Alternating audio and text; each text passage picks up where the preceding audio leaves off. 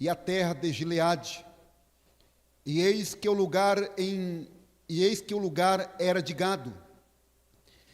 Vieram, pois, os filhos de Gade e os filhos de Ruben, e falaram a Moisés, e ao sacerdote Eleazar, e aos príncipes da congregação, dizendo: Astarote, Dibom, Jazer, Nira, Esbom, Eleade, Sebom, Sebá, Nebo, Ebeon, a terra que o Senhor feriu diante da congregação de Israel é terra de gado, e os teus servos têm gado. Disseram mais: se achamos mercê aos teus olhos, dê-se esta terra em possessão aos teus servos, e não nos faça passar o Jordão. Porém, Moisés disse aos filhos de Gade e aos filhos de Ruben: irão vossos irmãos à guerra e ficareis vós aqui? Por que, pois, desanimais o coração dos filhos de Israel para que não passem à terra que o Senhor lhes deu? Assim fizeram vossos pais quando os enviei de Cades Barneia a ver esta terra. Chegando eles até o vale de Escol, e vendo a terra, desencorajaram o coração dos filhos de Israel, para que não viessem à terra que o Senhor lhes tinha dado. Então a ira do Senhor se acendeu naquele mesmo dia, e jurou, dizendo: certamente os varões que subiram do Egito, de 20 anos para cima, não verão a terra que prometi com juramento a Abraão, a Isaque e a Jacó, porquanto não perseveraram em seguir-me, exceto Calebe, filho de Jefoné, o quenezeu, e Josué, filho de Num, porque perseveraram em seguir ao Senhor. Pelo que se acendeu a ira do Senhor contra Israel, e fê-los andar errantes pelo deserto 40 anos, até que se consumiu toda a geração que procedera mal perante o Senhor. Eis que vós, raça de homens pecadores, vos levantastes em lugar de vossos pais, para aumentardes ainda o furor da ira do Senhor contra Israel. Se não quiserdes segui-lo, também ele deixará todo o povo novamente no deserto, e sereis a sua ruína. Então se chegaram a ele e disseram: edificaremos currais aqui para o nosso gado, e cidades para as nossas crianças. Porém, nós nos armaremos, apressando-se-nos adiante dos filhos de Israel, até que os levemos ao seu lugar, e ficarão as nossas crianças nas cidades fortes, por causa dos moradores da terra. Não voltaremos para nossa casa, até que os filhos de Israel estejam de posse, cada um da sua herança, porque não herdaremos com eles do outro lado do Jordão, nem mais adiante, porquanto já temos a nossa herança deste lado do Jordão ao oriente. Curva a tua cabeça. Amado Deus e Pai, nós acabamos de ler a tua palavra. Tu colocaste esta palavra em meu coração durante estes dias dessa semana, e eu peço a ti mais uma vez que o teu Espírito Santo, que é aquele que ilumina nossa mente, traz ao nosso entendimento, ao entendimento da tua igreja, as verdades que estão escondidas nas entrelinhas desta palavra. Pai, no nome de Jesus, nós a ti pedimos e também te agradecemos em nome de Cristo Jesus. E a igreja diz amém. Amém. Sente-se, de preferência glorificando o nome do Senhor.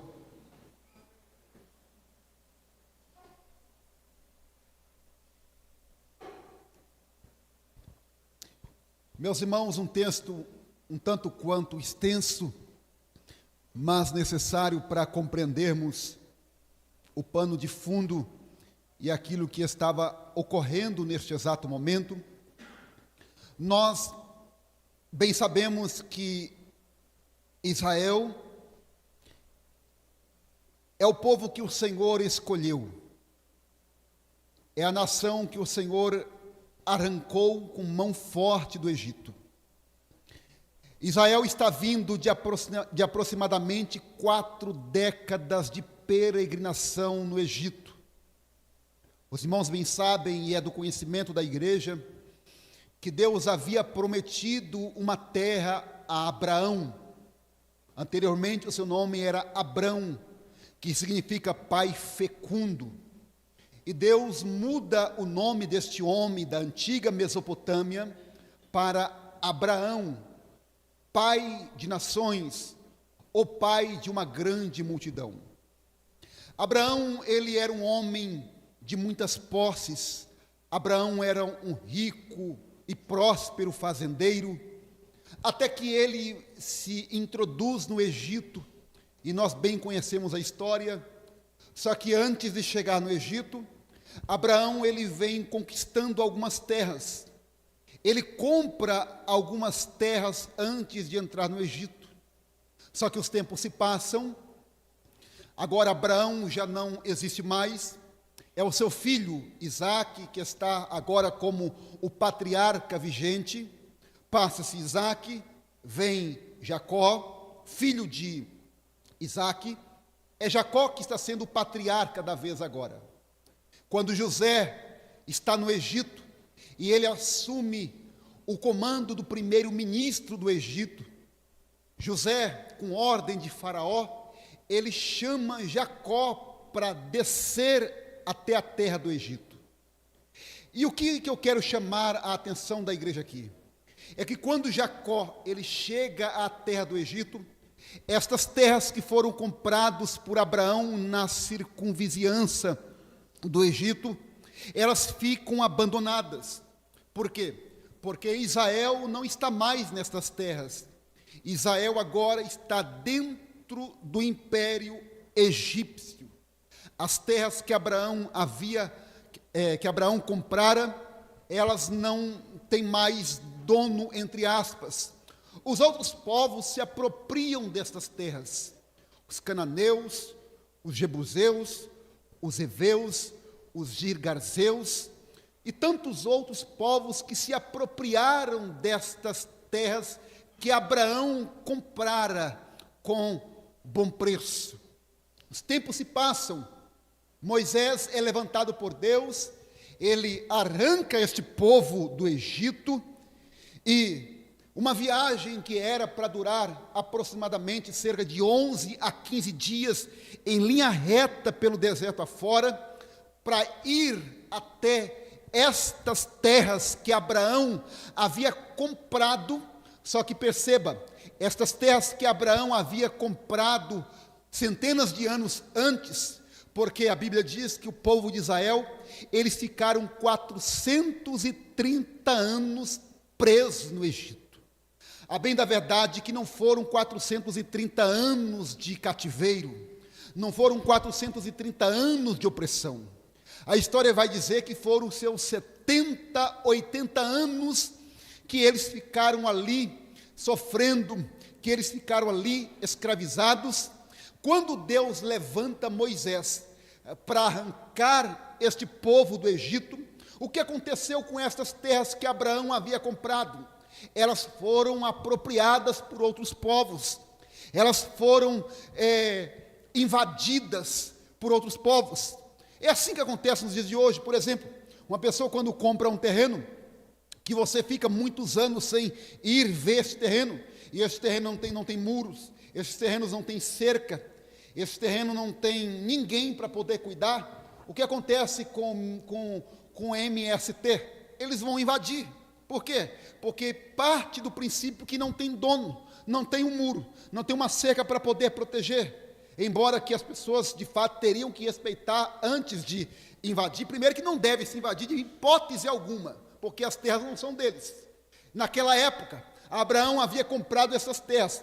Passaram-se 430 anos, não apareceu nenhum dono. O que os outros povos fizeram? Vamos apropriar. Se não tem dono, em tese, então vamos entrar e vamos apropriar desta terra. Os tempos se passam, 430 anos depois, Moisés está saindo do Egito agora, com uma caravana enorme, gigantesca, com aproximadamente 2,5 milhões de pessoas. O texto bíblico diz que saíram 600 mil homens armados do Egito. Eles saíram com gados, eles saíram com ovelhas, eles saíram riquíssimos do Egito de posses, eles saíram abastados do Egito. Ora, homens que antes eram escravos, agora estão saindo com posses, com 600 mil homens armados, sem contar mulheres e crianças que não entravam no censo. A história vai dizer que cerca de 2,5 milhões de pessoas saíram do Egito. Imagine, Moisés na frente, com Arão, e aquela imensa multidão saindo, peregrinando pelo deserto afora. Uma viagem que era para durar cerca de 11 a 15 dias, eles duram 40 anos no deserto afora, por conta da rebeldia, por conta da incredulidade. A Bíblia vai dizer que por onde eles vão passando, eles vão conquistando algumas terras. E de que forma? À base da guerra. Porque não havia nenhum documento em suas mãos para chegar diante aqueles povos e dizer assim: olha, esta terra que vocês estão, ela é nossa. Cadê o documento? Não tem, passaram 430 anos. E de que forma que eles tinham que reivindicar aquelas terras? Eram na base da flor? Não, era na base da guerra. Infelizmente, eram na base da guerra, porque eram povos bárbaros, eram povos eram politeístas, que tinham diversos deuses. Eles tinham os deuses da morte, eles tinham os deuses da guerra, o deus da chuva. Para cada evento eles tinham um deus ou deuses para poder protegê-los. Então, quando Israel estavam às margens de uma terra para poder conquistar, os povos vinham contra eles para poder guerrear. A Bíblia vai dizer que antes de chegar às margens da terra prometida, às margens da terra que Deus havia prometido para Abraão, duas tribos, quem? Os Rubenitas e os Gaditas, eles não quiseram entrar na terra prometida. Homens que viram de tudo, homens que viram Deus abrir o mar vermelho. Esta geração aqui, na verdade, não eram propriamente Ruben e Gade. Eles eram os descendentes dessas cabeças de tribo.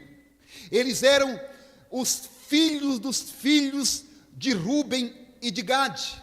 Quem era Ruben? Ruben era o primogênito de Jacó, que nós falamos anteriormente aqui. Quem era Gade? Gade era o 7º filho do patriarca Jacó. Se os irmãos bem notarem, quem era Ruben?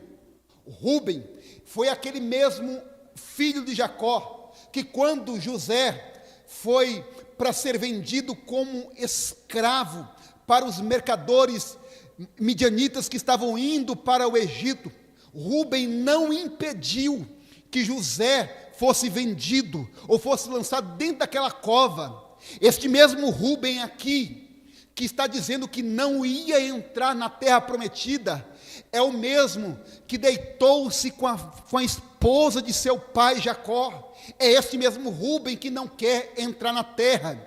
Eles estão às margens da terra prometida. E por quais motivos que eles não queriam entrar na terra? Primeiro, porque eles se sentiam autossuficientes.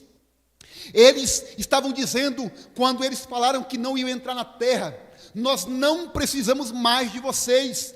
É isto, em outras palavras, que eles estão dizendo: nós somos autossuficientes. Ora, eles saíram todos junto do Egito.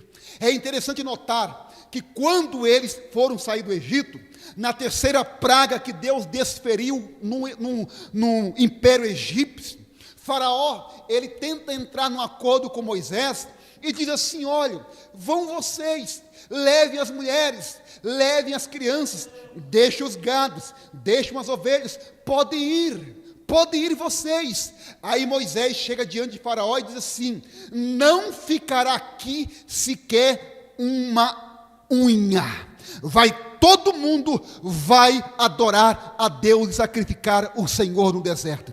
Veja que para sair do Egito, saíram todos, não ficou uma unha sequer, como diz o texto bíblico. Agora, por que as margens da terra prometida, eles não querem entrar? Para lutar aqui fora, lutou todo mundo. Para guerrear aqui fora, guerreou todo mundo. Quando caiu o maná do céu, foi para todos. Quando choveu codornizes, foi para todos. Por que agora, para entrar na terra prometida, todos, exceto 2 tribos, querem ficar pelo lado de fora, eles não querem entrar? Por quais motivos que eles não quiseram entrar na terra? Segundo, porque eles tinham muitos gados, eles eram homens ricos. Eles estavam dizendo: nós não precisamos mais andar com vocês, nós vamos ficar aqui fora. E terceiro motivo pelos quais eles não queriam entrar, porque o pedaço de terra que eles estavam vendo às margens daquém do Jordão, ou seja, antes de atravessar o Jordão, eram boa aos olhos deles. Eram terras preciosas, eram terras fartas, eram terras que enchiam os olhos deles. A verdade é que a terra de Jazer, que estava daquele Jordão, eram terras muito boas para a criação de gado. Eles cresceram o olho naquela terra. Eles abriram mão de entrar na terra prometida. Eles abriram mão de estar junto com a caravana e entrar na terra que foi Deus quem havia prometido, pelo menos 400 anos antes para Abraão.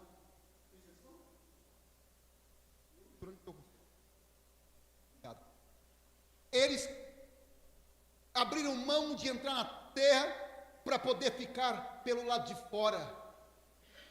Perceba que eles estão olhando para o que está do lado de fora. Só que, irmãos, olha, se o que está pelo lado de fora era bom, agora imagine o que tinha pelo lado de dentro. A Bíblia diz que a terra que eles iriam conquistar era uma terra que emanava leite e mel. Se o que eles estavam vendo pelo lado de fora era bom aos olhos deles, agora imagine o que tinha pelo lado de dentro. Era uma terra que emanava leite e mel. Lado de fora era apenas uma degustação do que tinha pelo lado de dentro.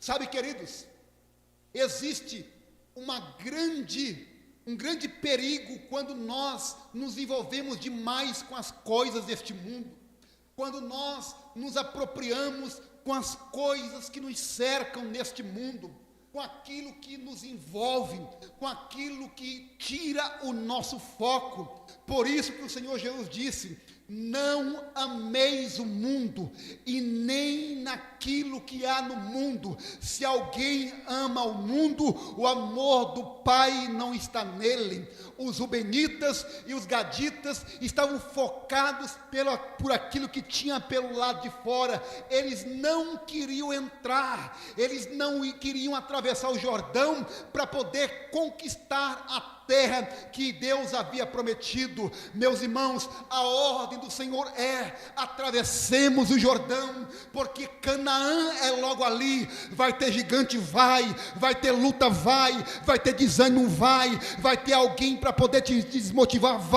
mas não se preocupe, porque o grande general é aquele que prometeu não somente uma terra, é aquele que disse que estaria conosco para pelejar as nossas pelejas, conosco, para que o nome dele fosse glorificado.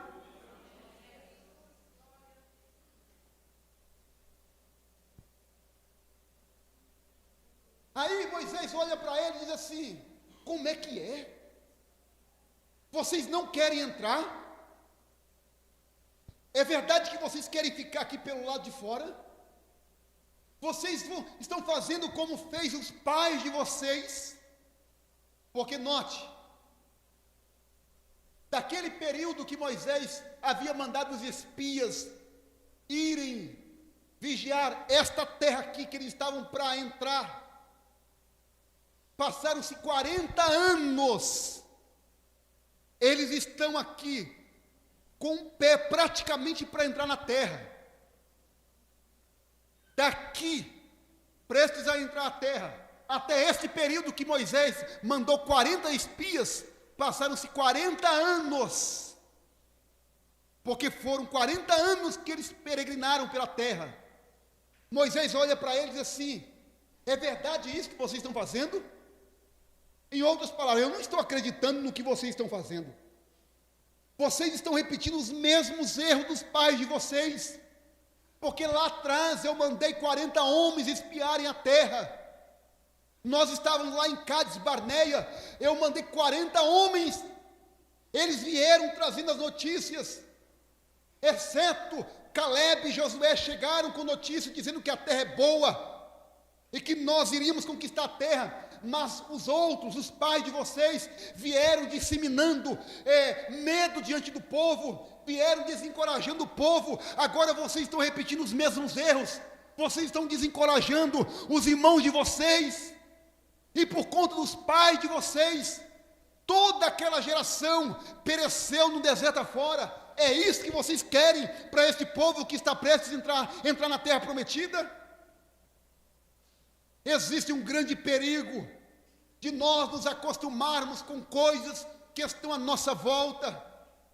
Deus não quer que nós nos acostumemos com uma vida aparentemente regalada, e dizer que está tudo bom, e dizer que não. A verdade é que tem muitas pessoas que não querem mais que Jesus volte. Assim ele demorar mais 100, 200 anos, 500 anos, vai ser bom, porque eu não quero que ele volte agora. Afinal, por que acabar com esta vida que eu estou vivendo? Em contrapartida, tem outras pessoas que estão sofrendo tanto e querem que Jesus volte logo para acabar esse sofrimento. Mas deixa eu dizer uma coisa: o Senhor ainda está de pé no trono e dizendo que ele vai vir sim para colocar o fim à impunidade. Mas enquanto estivermos aqui, nós não podemos nos acostumar com a vida aparentemente de gozo. É verdade que ele quer que nós sejamos bem, prósperos, mas a maior prosperidade é a presença dele em nossas vidas. Portanto, não fique do lado de cá do Jordão, atravesse o Jordão e conquiste a terra que Deus prometeu. Eu não estou pregando um evangelho triunfalista, de que você tem que conquistar, de que você tem que vencer. Não, eu não quero transformar esta mensagem de uma mensagem motivacional, porque o poder não é este que vem daqui, é o poder que vem do alto para poder nos animar. Nós nos acostumamos muitas das vezes. Estes homens olharam para essa terra e disseram: não. Eu imagino os rubenitas, os gaditas, eles acotovelando um ao outro, dizendo assim: rapaz, fazer o que lá? Vamos ficar por aqui mesmo? Olha a terra aí. Quem se lembra de Abraão e Ló? Houve briga entre os pastores de Abraão com os pastores de Ló. E Abraão chega diante de Ló e diz assim: rapaz, não tem como nós caminharmos mais juntos, porque olha a contenda que está havendo entre os pastores. E Abraão olha para Ló e diz assim: olha para a terra. Escolha.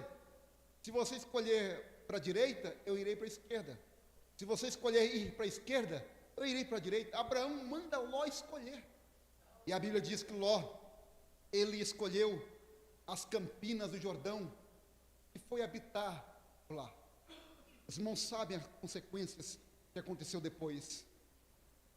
Se não é Abraão para poder resgatar Ló de lá, na escolha dele, nem toda escolha que nós tomamos, ela quer dizer que Deus está assinando embaixo. A Bíblia diz que os passos de um homem bom são confirmados por Deus. Para eu saber se a escolha que eu estou tendo é uma escolha assertiva da parte de Deus, os meus passos têm que ser guiados pelo Senhor. Os gaditas e os rubenitas acharam que ficando por ali, eles estavam tendo uma boa escolha. Olha o que diz Provérbios capítulo de número 20 e o verso de número 21. Projeta para nós, por gentileza. Olha só. Eles queriam a herança antecipada, porque na verdade, o povo precisava entrar na terra, para poder repartir as terras. Eles não tinham entrado propriamente dito na terra prometida ainda, só que eles já querem se apropriar de uma terra que ainda não fazia parte do complexo da apropriação que eles iriam entrar. Provérbios capítulo 20, verso 21. Olha o que diz a palavra do Senhor. A herança que no princípio é adquirida às pressas, no fim não será abençoada. Guarde isto. Quem se lembra do filho pródigo, quando ele chega para o pai, e ele pede a herança para o seu pai, e diz: dá a minha parte da fazenda, que a mim pertence. Ora, quando ele pede a parte da herança que pertencia a ele, de fato pertencia a ele, mas o pai, após ter partido, enquanto o pai estava vivo, a herança não era dele, era do pai. Quando ele pede a parte da herança, ele está dizendo: o Senhor para mim não representa nada. Tudo aquilo que vem prematuro corre um sério risco de ter problemas. Tire uma fruta do pé antes do tempo de tirá-la efetivamente, veja o que vai acontecer com ela. Tire qualquer tipo de fruto do seu pé e perceba o que vai acontecer com ele. Por quê? Porque foi tirado de uma forma prematura. Os rubenitas e os gaditas, eles disseram: vamos ficar por aqui, a terra é boa para o gado. Eles estavam preocupados com os gados deles. Eles estavam preocupados com as riquezas deles. Veja a lista de prioridade deles. Veja, capítulo 32, verso 16. Olha o que diz. Verso 16. Olha a lista de prioridade deles. Então se chegaram a ele, quem? A Moisés. E disseram: edificaremos primeiro. Olha a lista de prioridade deles. Currais aqui para o nosso gado. Depois eles vão dizer: e cidades para as nossas crianças. Vocês viram aí a preocupação deles? A preocupação era com os gados. Não, estamos muito ricos. Não queremos nos misturar com vocês. Em outras palavras, é isto que eles estão dizendo para Moisés. Vamos ficar por aqui. Aí depois nós vamos ver Moisés colocando a lista de prioridades correta. Olha o verso 24. Depois que eles chegam num acordo. Verso 24. Olha o que Moisés vai dizer para eles. Aí Moisés coloca a lista de prioridades da forma correta. Edificai vós cidades para as vossas crianças, porque quem é de Deus tem a visão equilibrada, irmão. Tem a visão correta daquilo que é prioridade. Edificai vós cidades para as vossas crianças. É Moisés dizendo: e depois vocês edifiquem currais para as vossas ovelhas e cumprir o que haveis prometido. Qual é a tua prioridade? Qual é a nossa prioridade? Será que nós estamos olhando para o gado? Ou estamos olhando para o reino? Estamos olhando para aquilo que perece ou para aquilo que é eterno? Estamos valorizando coisas, desprezando pessoas? Qual é de fato a nossa prioridade? A tua prioridade é o teu emprego? A tua prioridade é o cargo que você exerce? A tua prioridade são as tuas redes sociais? São os teus amigos? Veja que tudo isso é importante, mas nada disso pode ser prioridade no lugar de Deus. Eles vão dizer para Moisés no verso de número 15, qual o verso 15? O verso 16, melhor dizendo, eles vão dizer: não, Moisés, fica tranquilo, nós até vamos lutar com vocês, nós vamos ajudar vocês a atravessar, nós vamos deixar as crianças aqui, nós vamos edificar currais para os gados, nós vamos nos armar e vamos entrar na terra, vamos lutar com vocês, nós vamos guerrear com vocês, com as demais tribos, nós vamos lutar, nós vamos dar a nossa vida por vocês lá, se for preciso. É isso que estão dizendo, a partir do verso 17, nós vamos lutar, e depois de nós assentarmos vocês na terra, nós voltaremos para cá novamente. Veja se você conhece pessoas assim. Elas até se envolvem com o Evangelho, elas até ou melhor, se envolvem não, elas até simpatizam com o Evangelho, elas até ajudam com oferta, elas até ajudam a carregar banco, mas na hora de se comprometer com o Senhor, não, eu não quero, eu prefiro ir só como um simpatizante, eu prefiro só ir como um telespectador de culto. Mas o Senhor não te chamou como um telespectador, o Senhor te chamou como crente nele, como adorador, como alguém que lutou lá atrás, 40 anos atrás, mas que está disposto a lutar aqui e entrar, atravessar o Jordão e ficar lá com os demais que ele chamou. Mas não, eles queriam ficar pelo lado de fora. Só que uma presa fora, ou melhor, uma ovelha fora do bando, ela se torna uma presa fácil ao predador. Veja o que aconteceu com os rubenitas.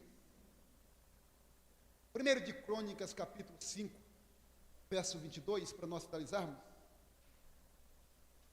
1 Crônicas, capítulo 5, verso de número 22.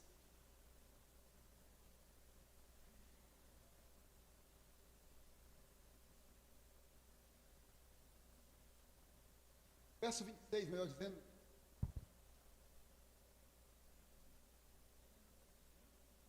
Quando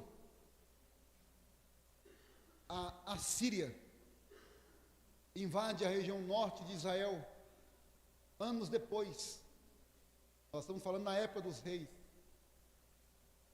quando a Síria invade Israel, a primeira tribo que eles levam é a tribo dos rubenitas. Olha o que diz o texto bíblico. Por isso, o Deus de Israel suscitou o espírito de Pul, rei da Assíria, e o espírito de Tiglat, minha versão diz Pileser, ali diz Pilneser, rei da Assíria, que os levaram presos, a saber, quem? E a meia tribo de Manassés, que também ficaram com eles pelo lado de fora aqui. E os trouxeram a Ala e a Bor e a Ara e ao rio de Gozã até o dia de hoje. Veja o que aconteceu com eles. Por quê? Porque não quiseram estar com os demais irmãos, porque a promessa era para todos os filhos de Israel. Meus irmãos, em nome de Jesus, atravesse o Jordão, atravesse o Jordão, fique na terra que Deus te prometeu, cerque a tua casa, cerque a tua família, não permita que o inimigo venha saquear a tua terra, cerque a tua casa, em nome de Jesus. Deus te chamou como líder da tua casa. Os Rubenitas, com essa atitude, colocou todo o contexto da sua casa ao perecimento. É verdade que não foram só eles que foram levados para a Síria, para o cativeiro assírio. Depois eles varreram as outras tribos também. Mas os primeiros que foram levados cativos foram eles. Atravessa o Jordão. Não, eu vou ficar daquém do Jordão. Não, atravessa o Jordão. Josué atravessou o Jordão. Até Naamã entrou no Jordão, mas entrou. Jesus foi batizado no Jordão. Por que que eles não quiseram atravessar o Jordão? Não, nós atravessaremos e vamos lutar, mas depois de volta e vamos ficar aqui. Em nome de Jesus, você recebe essa palavra? Amém? Amém. Curva a tua cabeça. Bendito Deus e querido Pai, nós acabamos de falar da tua palavra. Louvamos o teu nome, Jesus, porque tu conhece a tua igreja e nos dê força, nos ajude a nós olharmos para o teu reino como um reino de fato que ele é, e não como um tribo, Senhor, porque às vezes nós temos atitudes tribal, de querer nos isolar, de querer ficar no nosso espaço de terra, mas a terra é nossa por herança, e todos nós entraremos, e como disse Moisés, não ficará aqui uma unha sequer, todos nós sairemos do Egito e entraremos na terra prometida, em nome de Jesus. Nós te louvamos, ó Pai, e nós te agradecemos, em nome de Jesus, amém. Você pode aplaudir o Senhor?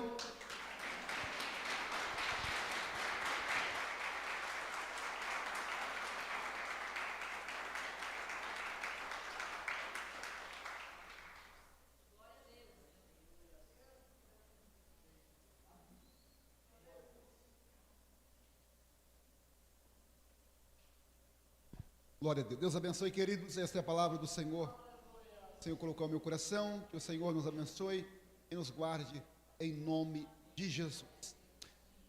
Sexta-feira agora nós teremos culto no lar, na casa do presbítero Lucas, a partir das 20 horas. A você que ainda não participou de um culto no lar, está aí o convite a estar conosco. Vamos abraçar esse projeto. Nós temos como método, se assim podemos dizer, ou intuito no coração, que estes cultos dos lares saiam trabalho a partir desta igreja. É você que deseja um culto na tua casa, às sextas-feiras, que é a programação da nossa igreja, fale com o pastor Fernando, fale com o Lucas, nós agendaremos um culto no teu lar, porque a ideia e a estratégia é que nós convidemos pessoas que não servem ao Senhor para participar e venha na oportunidade, que sabe, receber a fé na pessoa de Cristo Jesus. Amém, querido? Como já foi ressaltado também, sábado agora, teremos o culto, veja, é com a mocidade.